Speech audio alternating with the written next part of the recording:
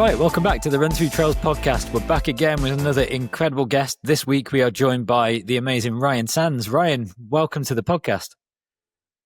Thanks, James. Yeah, really good to chat. Yeah. Well, those of you, I'm sure many of you have already heard of Ryan. He's been a big name in the scene for a long, long time, but obviously Red Bull athlete, competes at kind of loads of different distances. I know that for me, Ryan, I first came across you, I think it was when you did the Drakensberg Traverse, and kind of more like adventure challenges that you've done, I suppose, and like big FKTs and also some stuff in the Himalayas and whatever. So definitely want to chat about that stuff. But I know that you obviously have had some great results at kind of 50K races and shorter distances, and fairly recently ran Cocodona as well. So seem to be quite varied in your interests. Do you think of yourself as a trail runner or like an adventurer or an athlete, or like what? How would you classify yourself? Yeah, I mean, I guess good question. I think when I first got into running, it wasn't kind of, I guess, like the running or the times that really appealed to me. I think it was more kind of the adventure and the unknown. So I think for me, I've always been very driven by that. And as you mentioned, I've done like a lot of adventure projects, even race from a racing point of view. I really enjoy mixing it up, from kind of doing multi-day desert races to running 100-milers to more recently doing the Cocodona 250-miler. So, I mean, I think for me, that's what's so cool about the sport of trail running. I think there's so much out there. And I mean, yeah, geez, I've been doing it for 18 years still, and still finding it just as exciting as when I first started. Yeah, we talk about that a lot on the podcast, about how it's one of the kind of most engaging things about trail running is how varied it can be, all the way from like a vertical to multi-day stage race or like these huge FKTs. And yeah, it's such an incredible sport for that reason. I mean, usually what we do with guests, Ryan, I think we'll try and do the same, is start off with like a tiny bit of background. So obviously you're from South Africa. Yes. What was your childhood like? And did you have a very active kind of outdoor based childhood? And were your parents runners or kind of into outdoor sports?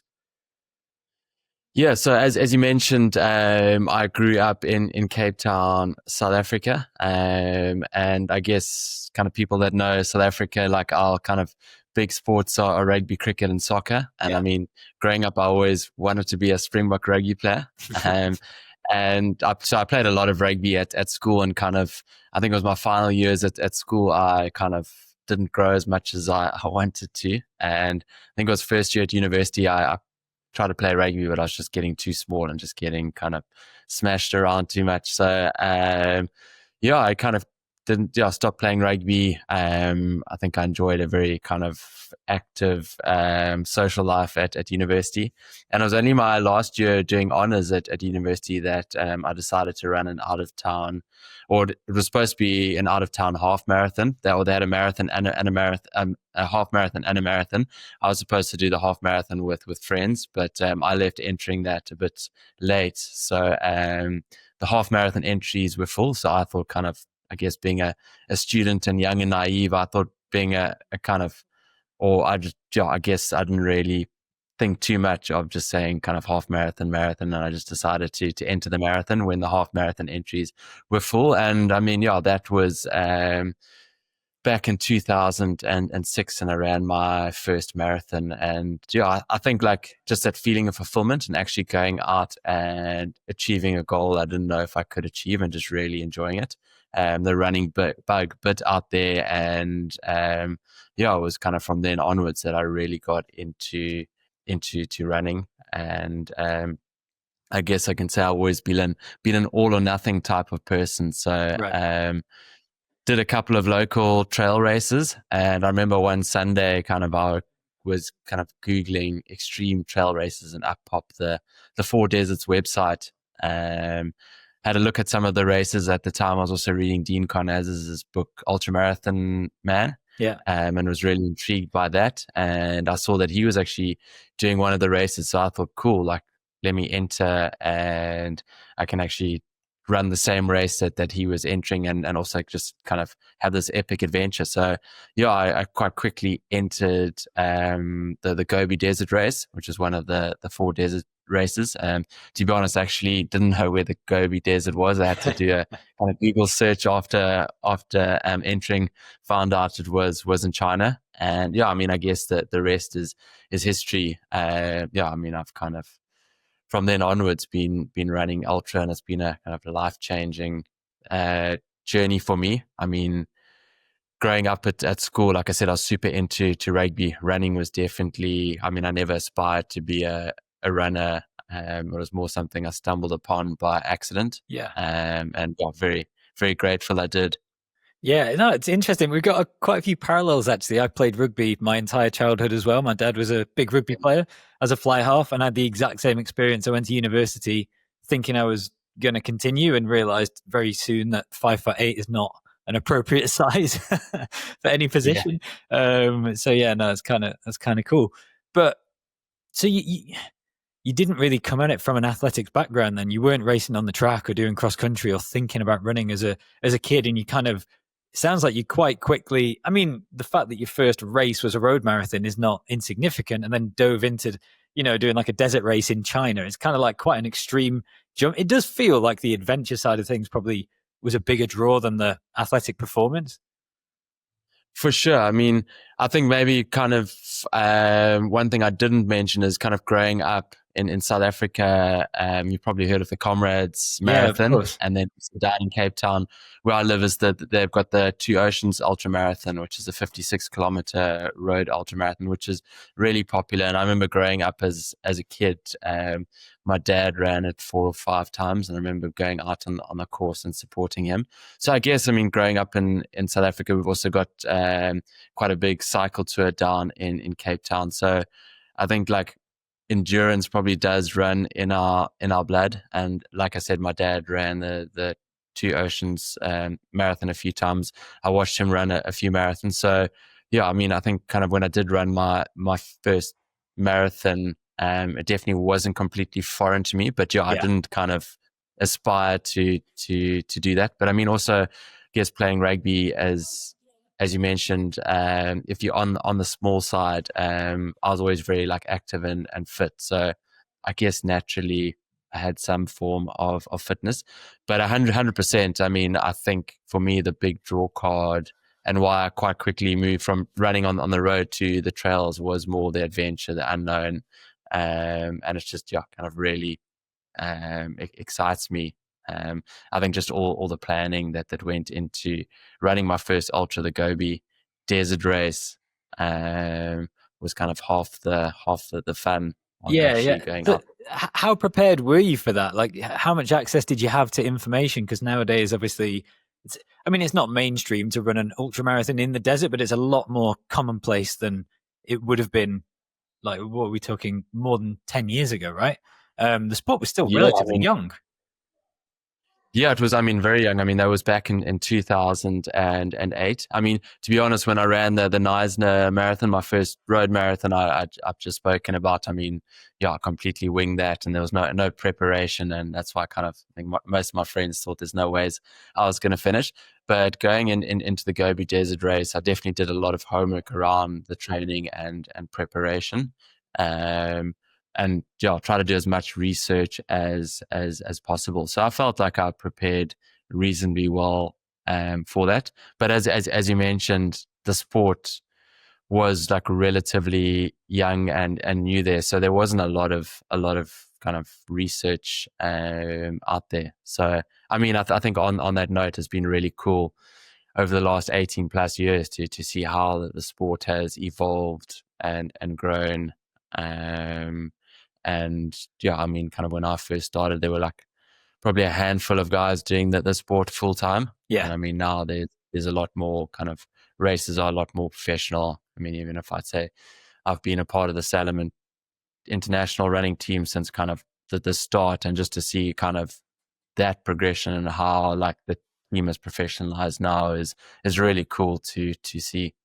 Yeah, no, it's amazing. I mean, the level has just kind of accelerated so insanely. Even year on year now, you look at the kind of the depth of field. It's not so much the standard at the very front, because that's always been quite high. Like, obviously it is a different level now than it was, because all sports kind of progress, but it's the depth of the elite fields at some of these big races now is just insane. Like the quality of the guys coming in 10th 20th position, like truly world class. And it does feel like it's yeah, over the last few years, especially in the kind of, I guess, from Golden Trail type, like 20K-ish distances up to 100 milers, it really is just like taken a whole step forward in terms of depth and quality of fields.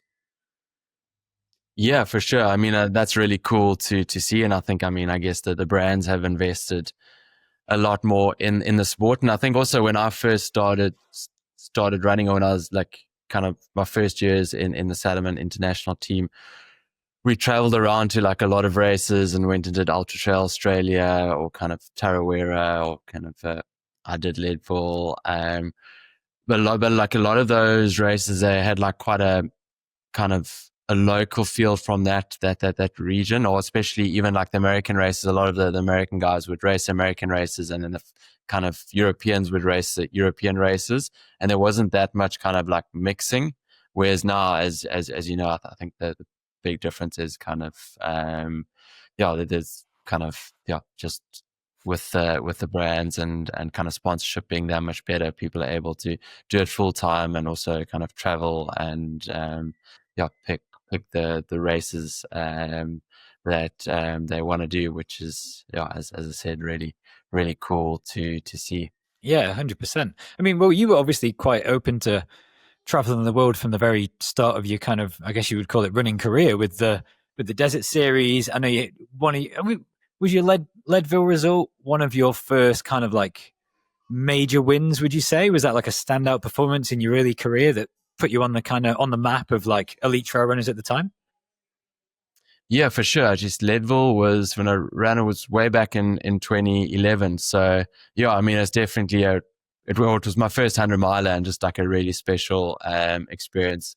I mean, kind of I was out there. I think it was 5 weeks before the race, and just preparing for the altitude. Actually went across to Hard Rock before that and paced Julien Charrier. He was still in the Oh, Salomon cool. team then. He Yeah.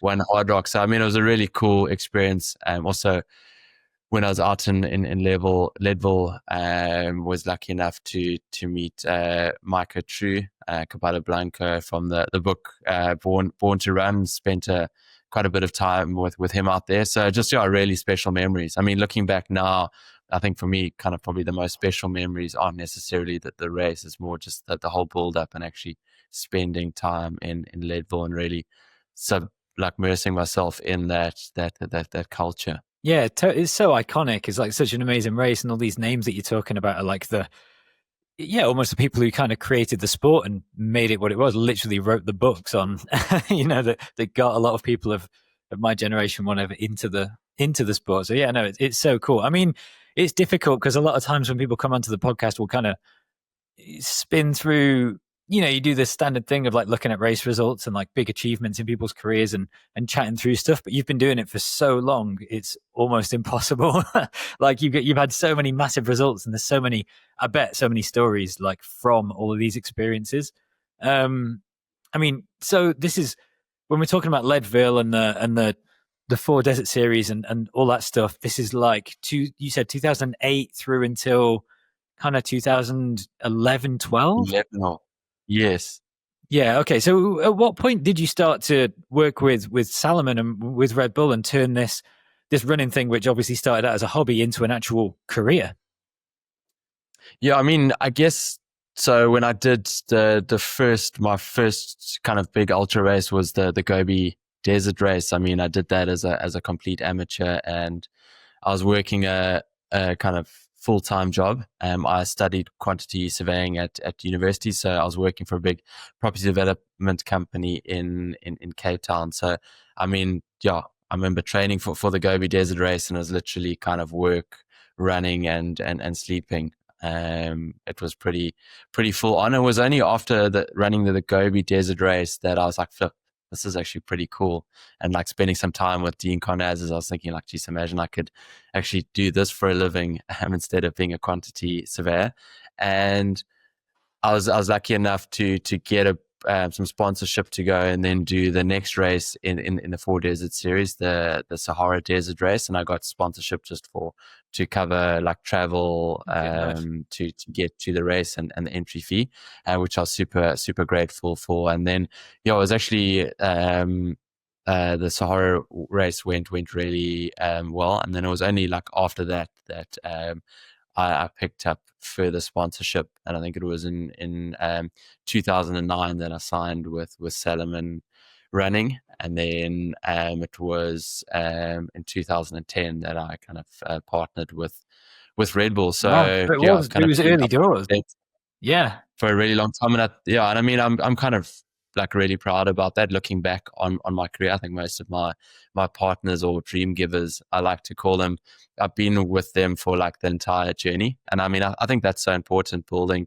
those relationships, because I mean, I've had a lot of success, but there've also been times when I've been injured or things have gone wrong and kind of haven't gone according to plan. So I mean, to have that support through those low moments, has been kind of really crucial. And I mean, I think just looking at like sponsorship to today and brands, I mean, it's amazing that there's a lot more money and opportunities in the sport, but I do feel like sometimes it's a bit short term, like kind of Yeah. athletes are maybe just like looking at where they can kind of get more money for next year, or kind of brands are like jumping around a lot, where I don't know, for me, I've just realized that kind of building those relationships is so important for the long term. Like for me, like with a brand like Red Bull or Salomon, it's never been like kind of what are we doing next year? It's like kind of 5, 10, Yeah, 15, yeah. I know 50. it is a whole different thing though, isn't it? Because now it does feel very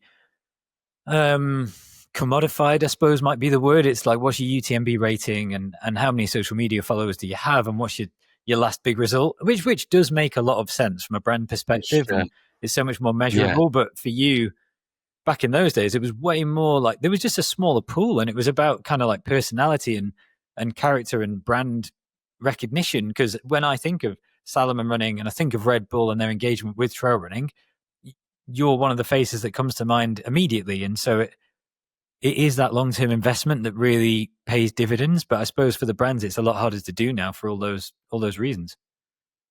No, for sure. I mean, I think, yeah, as you said, the sport has kind of grown a lot and progressed and is a lot more professional. So, I mean, I do get it, that yeah, kind of things do move forward. But I mean, I still do. I mean, just chatting to any young up and coming athletes, like kind of my biggest bit of advice is always to kind of really just kind of work on those relationships and kind of grow together. I mean, I think for me that is kind of really important.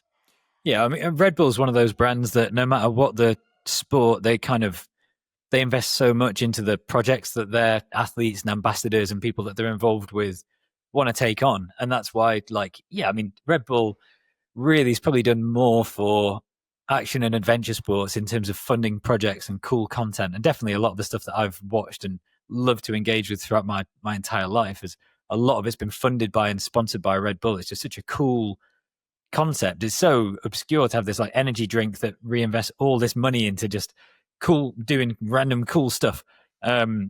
So with that in mind, and obviously being an athlete and being kind of partnered with Red Bull for such a long time, at what point did you start to have conversations with them about doing things like FKTs and big trips rather than just racing? Was that kind of part of the conversation from day one, or was that something that developed from your interests, or something that they asked about? Or yeah, how does it come about, these big projects?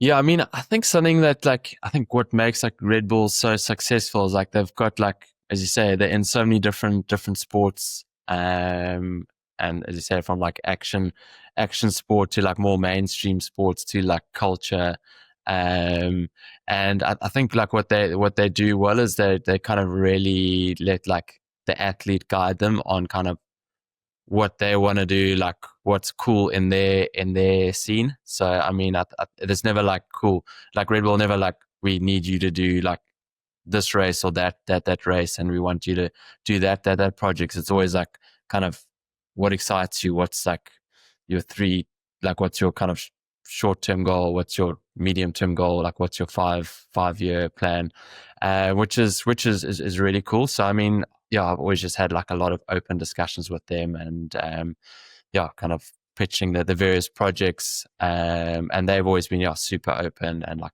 how can we help? How can we make it happen?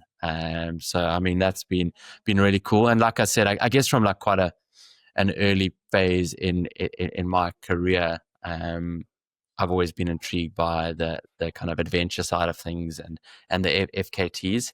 And so I think like Red Bull have always seen me as kind of a project athlete, but also a kind of racing athlete.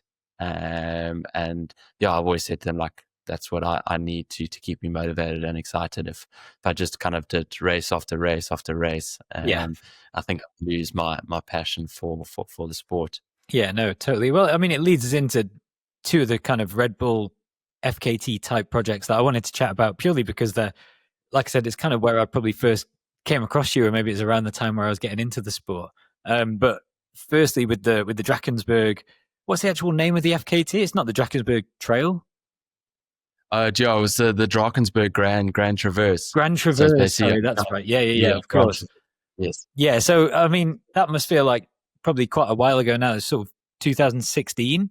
And I know Red Bull did Even like a, further, 2014. So it was, yeah, geez, was it? a Wow. while Okay. back. Right. So yeah, I mean, the content that came out of that was amazing. I remember at the time watching and kind of following along with the stuff that Red Bull put out after that. But obviously, that's is quite a famous FKT in South Africa. Would that be kind of like the most prestigious trail running FKT in the country? Do you think? Yes, yeah, it is. I mean, I know that the FKT website, they kind of have the, as you say, the kind of most prestigious FKTs in the various regions, and in Southern Africa, that's the FKT that is the most, yeah, prestigious. That's the So big one. Yeah, yeah, I just I'd say it's the place the looks one. so incredible. Like it's not somewhere that I'd ever really heard of. I've not had the pleasure of traveling to South Africa. Obviously, places like Cape Town and seeing races like Ultra Trail Cape Town and stuff around Table Mountain, and kind of obviously hearing about Comrades and even Two Oceans. There's a kind of quite like a rich history of running and of like big prestigious running events that get a lot of support and garner a lot of attention. But I personally had never heard of the Drakensberg Mountains. But since that time, I've spoken to quite a few people who have been there climbing or mountaineering or hiking, and everyone that's been just talks about what an absolutely amazing place it is. I just wondered if maybe you could tell us a little bit about it and about the running there and the terrain Yes. and kind of what that experience was like. Yeah, I mean the Drakensberg Mountains. Yeah, I would say, like, I mean, I've run all over the world on all seven continents, and I'd say the Drakensberg terrain is by far the most like harsh and brutal terrain I've run on. And I mean, there aren't many trails up in the Drakensberg, so I mean, it reminds me a bit like kind of fell running in the Yeah, UK, but like underfoot. It's a lot more rocky and technical. Um, and I mean, where you do have trails, it's kind of animal trails. There's not a lot. Um, but just that like incredible, like raw beauty, that natural beauty. But at the same time, it's really hard to access the mountains. And once you're up on top of the Drakensberg escarpment, it's like really difficult to get off the mountains. It's not like Europe, where I guess if you run into trouble, you can get to a refuge and there's a lift yeah, that'll take you down, or like kind of search and rescue, like a helicopter will come and fetch you. Like the Drakensberg is properly remote. So with the Drakensberg Traverse, is basically a traverse all the way along the Drakensberg Mountains, tagging a few of the more significant peaks. And that actually started off more as a hike. The Robenheimer brothers kind of did the initial FKT. They started it, and like I said, it was more of a hike, and then it became, I guess, a bit of a like kind of slack pack, more kind of fast hiking, and then guys started doing it more in like an adventure racing type of mindset. And yeah, I mean, and then I think it was kind of Rainer and I were the first to kind of really just kind of take that fast and light mindset and really just go as minimalist as possible. Because I guess the thing is, the the lighter you go, the faster you can go. So in order to go fast, you need to go light, but there's also that kind of risk in terms of it is so remote, and once you're up there, you're pretty committed that if something does go wrong, like things can go wrong like really quickly and severely. So it's just making sure you've got enough gear. If something does go wrong, like the weather in the Drakensberg, it can be amazing day, like perfect conditions, and then like out of nowhere a big storm can just roll in, Right. and I mean you can get stuck, snow and rain. I remember the first recce we did up there.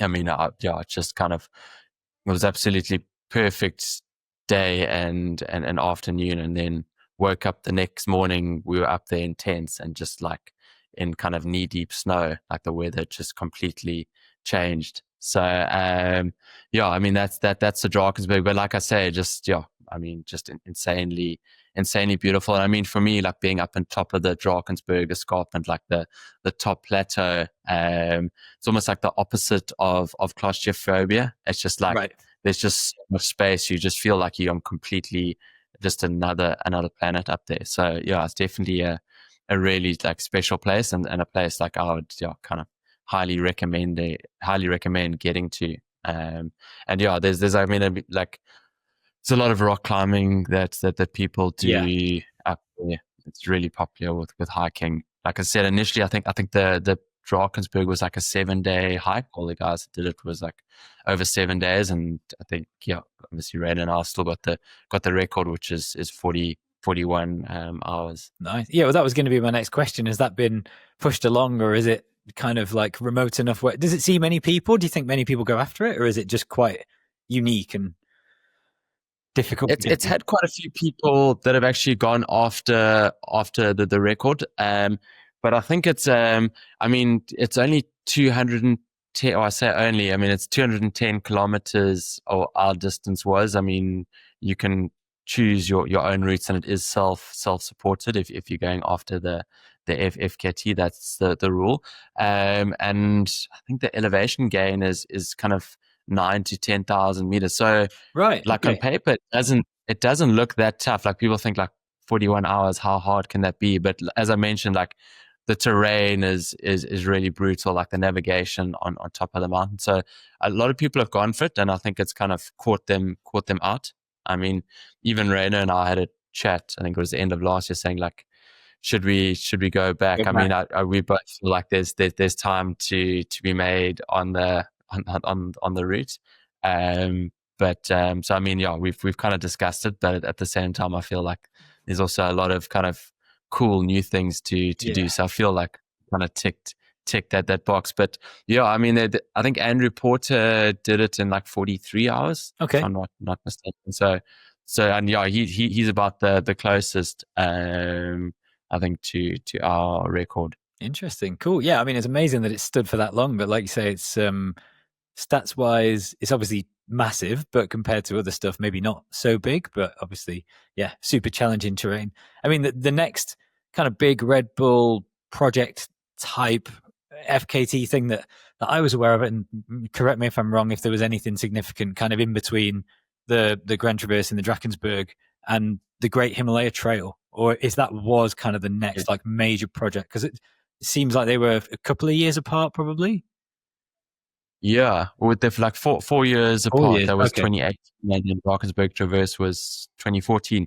Okay. Yeah, I mean that was definitely kind of quite a significant Yeah. project. And yeah, I guess for me, I always thought like I always wanted to do the Great Himalaya Trail. I just always thought it was just like something I'd do one day when I was big. And then I remember after winning Western States in 2017, chatting to Rainer, I was like, look, like maybe it's a good time to do the Drakensberg. I mean, not the Drakensberg, the Great Himalaya Trail now. And yeah, we got planning, and I mean, I think that was kind of the back half of 2017 and kind of early 2018. We were lining up to start the Great Himalaya Trail, and yeah, geez, I mean, for me, definitely kind of one of the most epic kind of adventures I've had, and I mean, I guess like kind of started off as an FKT attempt, but I mean, looking back at it now, I think there's so much more to it. I think both Raina and I mean, agree. It's not about the time. I think it's more about just the experience we had out there. I mean, I think we both agree that in terms of like an FKT, the cool thing is that trying to do something quickly definitely kind of changes the experience. It almost like amplifies the experience in terms of like, I mean, if you can just take your time and yeah, kind of do it over like two months, the experience definitely wouldn't have been as intense of the experience that we had. And I mean, Yeah. geez, on the Drakensberg Traverse, I think took us like 24 days and it was 1,600 kilometers. With about 80,000 meters of elevation gain, I think 80 or maybe it was 90. But yeah, just, I mean, on a daily basis, just things went wrong. Raina got frostbite. Yeah, it was just a wild experience. I mean, it's something I'm very glad I've done. If you had to ask me today, do you want to go back and do it again tomorrow? I'd say hell no. Yeah, that was going to be the question. Is that the hardest thing you've ever done, do you think, in terms of like a standalone project? You can't even really think of it as one event, Yeah, and you can't really compare it to like a 100-mile race or something when you're running for like a month, no. right? It's just not the same. But yeah, how does it stack up? Yeah, I mean, to be honest, like, in a few years later, Raina and I did a circumnavigation of Lesotho. So Lesotho is like a landlocked country within South Africa, and actually a lot of the Drakensberg mountains they kind of run through Lesotho. So to be honest, I think like that Lesotho circumnavigation was probably the toughest thing we've done. It was only like, it was 1,100 kilometers, and not, obviously the Himalayas was 1,600 kilometers. But again, just going back to the Drakensberg and Lesotho, the terrain was so rough and rugged, and we just got really extreme weather conditions in Lesotho. So the Himalayas, like some of the peaks we went over were like 5,500 meter peaks. So it was like high altitude and very cold and windy, but it wasn't wet. Whereas in Lesotho, it was just like wet and cold. So I think that made it really challenging. And yeah, so I would say Lesotho was probably tougher, but I think I'm really grateful that we did the Great Himalaya Trail before going to Lesotho, because I felt in the Himalayas there are a lot of things we possibly forced. It's like the start date.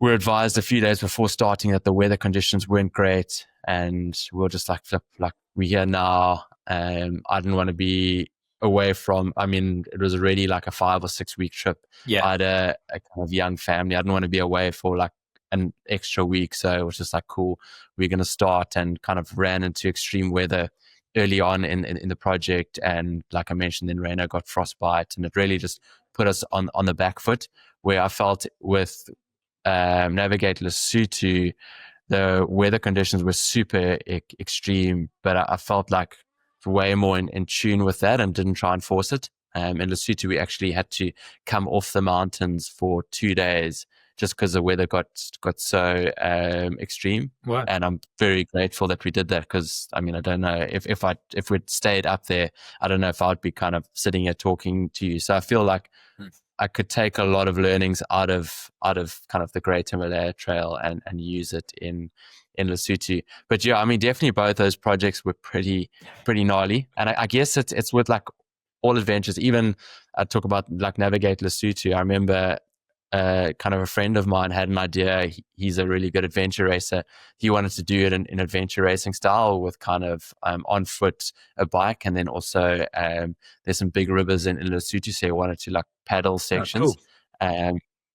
And then yeah, he decided it wasn't for him, and he kind of talked me into it. But I remember just looking at the concept and thinking like, cool, how hard can it be? It's just kind of, there's South Africa and there's a small little landlocked country within South Africa. How hard can it be to kind of run around this country? And then you start doing the planning and you do a few recce's and you like, flip, okay, this is proper. But like, I guess once I'd committed and I've got an idea, it's like I'm kind of all in until I get it done. And I mean, even navigate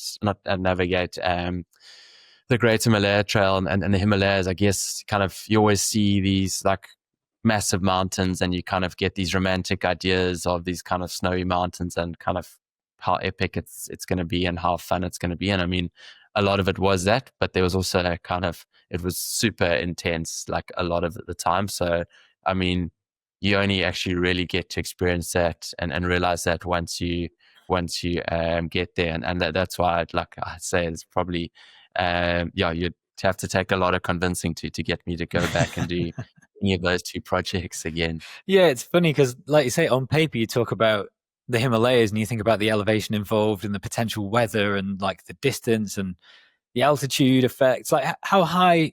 What was the high point that you get to on the Great Himalaya Trail? Can you remember, like altitude wise, roughly?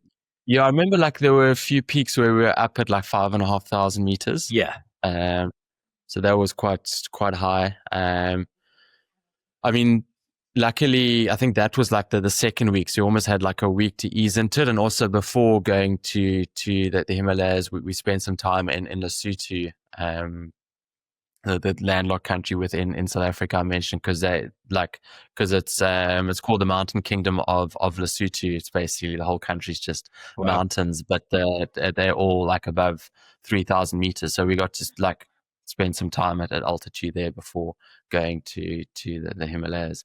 But yeah, I mean, that's obviously, yeah, going up and over those peaks were hard moving, but at the same time, I guess you were moving quite slowly. So yeah, I didn't kind of feel that the altitude wasn't too bad. Yeah, you had long enough to kind of acclimatize to it. Yeah, it's super interesting. I mean, I've heard of Lesotho as a place. I don't know really anything about the terrain in the mountains, and I didn't actually even know it was referred to as the Mountain Kingdom of Lesotho. So to think that that kind of circumnavigation could end up being something that was potentially more challenging than doing something like the Great Himalaya Trail is kind of crazy, and it just makes you realize how many adventures there are out there, like all these different places that people may not have even heard of or considered going to, and there's just all this amazing potential for like cool trips and cool projects. I mean, For sure. which does kind of bring me on to a question of what projects have you got on the list that you've not actually been able to do yet? Like, you must obviously, I imagine you're the kind of person who's got a list of kind of potential ideas and cool future plans. You said you plan ahead 5 years with Red Bull, so there must be a few in a diary somewhere that you're thinking about. Yeah, for sure. I mean, there are a couple of projects. I mean, I know also with the projects. I mean, I think some people think that, like say with Red Bull, it's like I'd go to them and say I want to do this project, and then kind of tomorrow I leave and off I go and do the project. But I mean, there is a lot of planning and a lot of red tape. So I mean, there's like one or two projects I've been trying to get off the ground, but unfortunately with like the red tape, it's kind of hasn't been possible yet. So I mean, I don't want to say too much about those, but I think like you mentioned, like especially like post COVID, I realized like I'd spent a lot of time like traveling around the world, but I actually kind of hadn't explored enough of kind of Southern Africa. So like I'm quite keen to explore kind of more of Southern Africa, and I had like a concept idea to do around on Kilimanjaro, but Oh, as I cool. said, there's just a lot of like red tape. Even being in Cocodona, or kind of going to Arizona this year to do Cocodona, being close to the Grand Canyon, kind of had a few ideas on kind of some cool things to do around there. So I mean, I think for me, I've always got ideas. Is actually just trying to make them happen is sometimes the hard thing. But yeah, definitely working on a few ideas for sure. Okay, cool. Interesting. I mean, well, that's perfect because my next question was going to kind of come on to Cocodona because I would imagine that was probably your biggest race this year, right? Like in terms of a focus and obviously the amount of training you'd have to do for that type of performance over that distance, and then I imagine the insane amount of recovery post 250 miler. So yeah, talk us through that experience. Obviously, you had a great run at the race, took second place overall. And it's a kind of event that's like garnered a lot more interest again over the last couple of years. I can't remember the term that people are referring to these as now, like the 100-mile plus races, the 200s, 250s, 300s. Like Like what's it, like the ultra super kind of. ultra, or like, I don't know. There's some terms floating around, but like I guess what would have been just a crazy idea previously is now actually these races get quite a lot of attention and again some like decent fields. So first of all, what captured your attention? Because it's not the kind of thing that you just commit to doing because it's somewhat interesting, right? You must be pretty motivated or inspired by the terrain or the event or the people or whatever. So yeah, what was it? What was the impetus for Cocodona being a goal this year? Yeah, I mean, to be honest, like I said, I've always enjoyed mixing up adventure and racing, and like towards the second half of last year, I felt quite like stagnated in terms of racing and races that excited me. And I always said like the day I'm not motivated by the sport of racing is the day I kind of hang up my running shoes. Or I mean, I think I'll obviously not a think. I mean, I'll always run, but I mean, just in terms of racing. And yeah, I was just actually like followed Cocodona that year and kind of watched Jeff Browning race it. And yeah, it was just something that really intrigued me. I've always wanted to do something like Tour de Géants or like just as you say, like an ultra plus or like a long race. And I always thought maybe it would be Tour de Géants, but then yeah, just watching Cocodona, there's just something really cool and special about it. So it was just a race that really gripped me and excited me. And yeah, I just, as I say, one of the highlights of my career. Just I think just the whole experience and just like building into the race, like the training was very intense, but I just really, yeah, I just loved every moment of it. Like the training and the build up and just feeling that kind of newfound excitement. And I think for me, like Cocodona was something I wanted to do, whereas maybe like last year and the previous year, I thought like some of the races I did was almost like what I felt I should be doing. Like I think, I mean, last year lined up at UTMB, and I mean, I'd attempted it a few years, and I mean, the race is incredible experience, but I felt that like, I don't know, it almost didn't really excite me that much anymore. It was more like I felt like I had to do it, Yeah, or it was obliged to the be there. thing, Yeah, yeah, that you should do.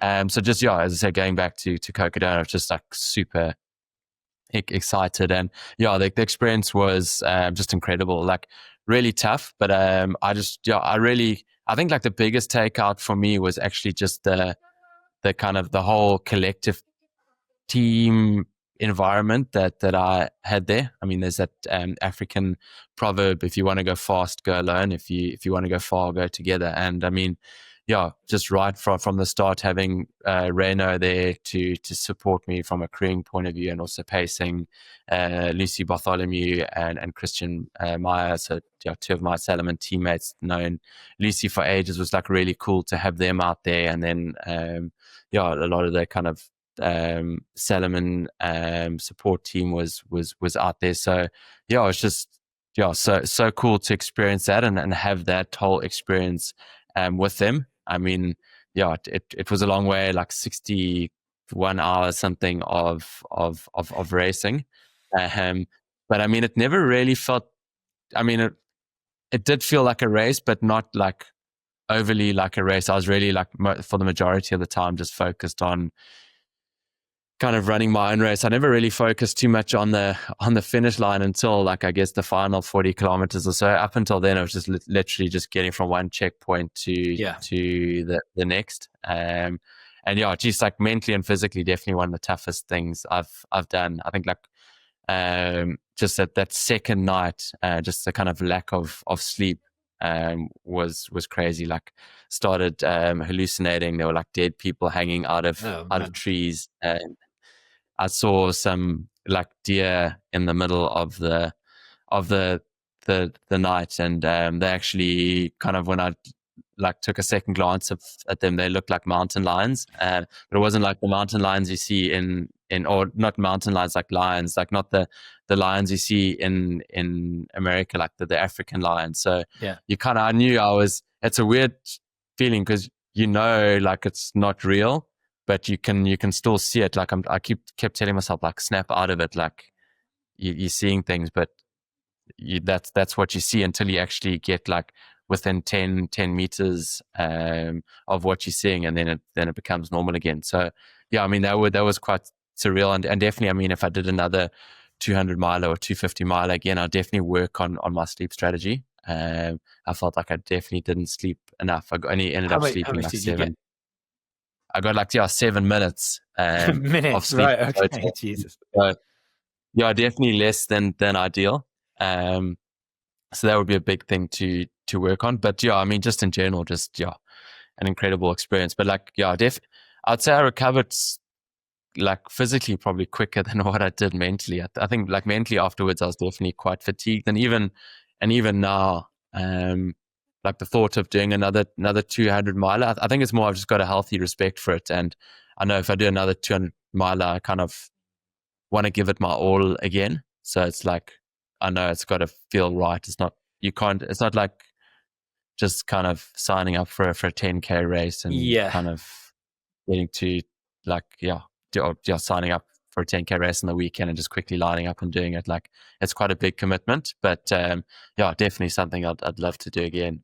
I mean, it's a really interesting middle ground in terms of the stuff that you've had a lot of success at in the past. Like obviously winning Western States, winning Leadville, running races like UTMB. So probably like having quite a lot of experience with the 100-mile distance and with races that are probably more in the like 15 to whatever 25-hour kind of range, but then also doing these really long FKTs, which are multiple days or even like multiple weeks.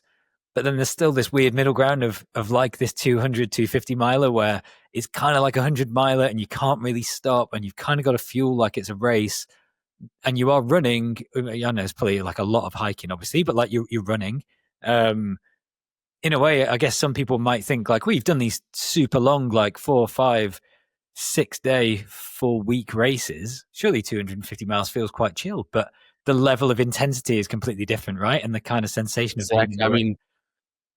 I mean, I think you kind of hit the nail on the head there. It's more just like the intensity.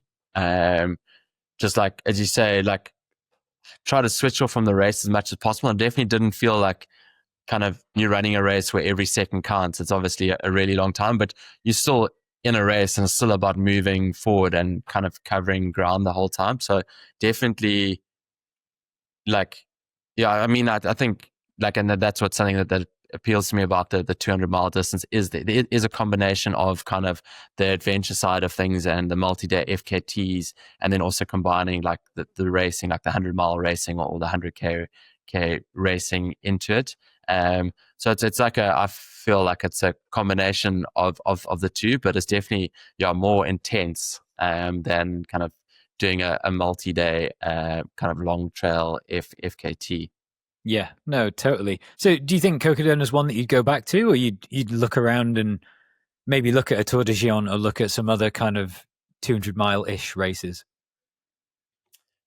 I thought about like Tour de Gions, but to be honest, I think Cocodona is definitely one that speaks to me the most. Okay. I mean, I think I just really kind of enjoyed the environment, the experience. Also, even training for it, like living in Cape Town and Cocodona happens in May. It's actually great timing because we're just coming out of summer in Cape Town. So it's hot conditions. It's quite easy to train for it in and around Cape Town. Whereas like something like Tour de Giants, it's pretty big mountains. Yeah. So I feel like I'd need to spend a lot of time in Europe to train and prepare for it properly. So I think kind of I'd kind of look to go back to Cocodona again. Nice. Awesome. And so what does the rest of 2025 look like for you? I know there's not a whole lot of it left or even kind of into Yes. early next year. Is it like base building, training, kind of bit of time at home? Are you still sort of mentally recovering from what's been like a massive escapade a good few months ago? Or are you fully back into training now? Do you have some kind of like BC goals for end of this year, really next year? Yeah, so I mean, I was actually fully back into training, and I was hoping to do Ultra Trail Cape Town in a few weeks' time. I wanted to use it to get a qualifier for Hard Rock, but unfortunately, I rolled my ankle twice and actually ended up with a bit of bone bruising in my ankle. So currently no running for a few weeks. So unfortunately, I won't be able to do Ultra Trail Cape Town or don't have a Hard Rock qualifier, but I'm looking at possibly doing actually Marathon des Sables Oh, cool. next year. I mean, I haven't done a Back to the kind desert. of like a desert style race for quite a while, and it's their 40th edition. So yeah, I thought it'd be cool to go back and kind of give something like that a bash again. And I mean, I guess just going back to kind of the start of our conversation, I think that's what's cool about the sport, and like what I'm enjoying about my kind of career now, like being in the sport for a really long time, but still finding kind of new things that excite me. Yeah, 100%. I mean, like you say, it does bring it kind of full circle, because you've had an incredibly varied career, but there's still so many other things out there that could be motivating and kind of keep you wanting to come back. And it's that same idea of, once you get to the point where you can't find a race or an event or a challenge that's motivating to kind of get you up to do the amount of training that goes into something like a hard rock or a Marathon des Sables or Cocodona or whatever, any of these trips, then maybe that's the time when you start to think about doing different things. But it doesn't sound like you're kind of anywhere close to that just yet. There's always that little bit post race, right? We all get that kind of like bit of a come down off the back of a race. I'm sure, like you said, after Cocodona, is probably a couple of weeks of feeling quite kind of flat and it's over, and maybe it's probably those feelings that we all get post race, like feeling a bit lost, a bit demotivated, kind of. But then I suppose for you, that's something that you're quite used to. You've got a lot of experience with dealing with those thoughts and feelings as well, and kind of setting a new goal and finding something motivating. For sure. I mean, I think that's important. I mean, if I look at my career, if I could change anything, definitely, I think like in the early years, it would be to just kind of celebrate those achievements, like good or bad, and just kind of take some downtime and like rest and recover. And I guess I've always been kind of pretty good at resting and recovering afterwards. But I mean, I feel that's so important for elites and kind of amateurs, just to take some time. I mean, you say when we do ultras or a trail event, like you put a lot into it. So I think it's so important to kind of balance it out and take some downtime and spend some time with the family afterwards, or kind of doing something else that you're keen on, just really to like freshen up mentally. I think that's really, really crucial. Yeah, no, 100%. Great advice. Cool. Well, I mean, Ryan, thanks so much for your time. It's been amazing to chat. Super interesting. I mean, there's a million other stories I'm sure we could spin through, but we'll have to have you back on another time to touch on some of those. But I hope the recovery goes well with the ankle. I hope it's not too bad. Thanks. And thanks. And really cool to chat. And all the best on your side too. Awesome. Thanks so much. All right. Good luck through the winter, and hopefully we see you back fighting fit for Marathon des Sables next year. And I'm sure everyone will be following along. To all the people listening, if you want to go and check out Ryan, it's pretty easy. You just Google him. He's everywhere. Check out his Instagram. Obviously, Red Bull and Salomon, we've talked about quite a lot. Two companies that have massively supported his career, and there's loads of content out there and cool stuff about Ryan. So go and have a look and follow along his journey. And once again, Ryan, thanks so much for being on. Pleasure to meet you. And good luck. Thanks so much. I'll chat soon. Awesome. Thanks. All right. Cheers. See you later, everyone.